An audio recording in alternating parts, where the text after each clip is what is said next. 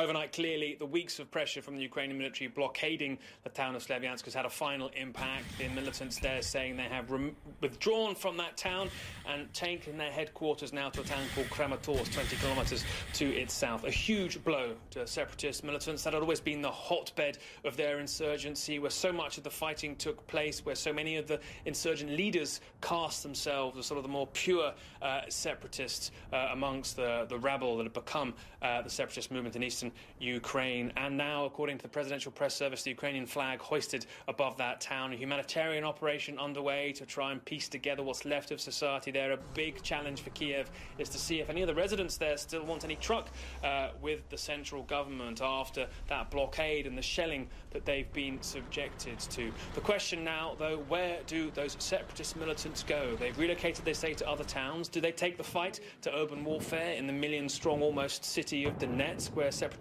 also have a lot of control, or do they melt into the night, as I'm sure the Ukrainian military will be hoping they do? They say they will stay and fight, but they also say, too, they feel let down by the Kremlin.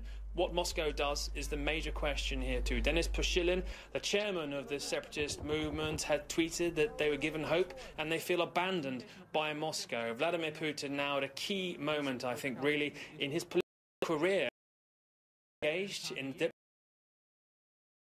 and Ukrainians to try and talk a way out of this particular crisis. They have been reminding him of the potential for more sanctions against Russia if it does intervene militarily. The calculation Moscow now has to make is what is worse, the loss of face of letting these separatists be taken out and on by the Ukrainian military, or the potential severe damage that sanctions may be brought on by Europe or the US could do to the Russian economy if they do decide to overtly intervene. Very worrying days ahead for those in eastern Ukraine who've already endured months of conflict there.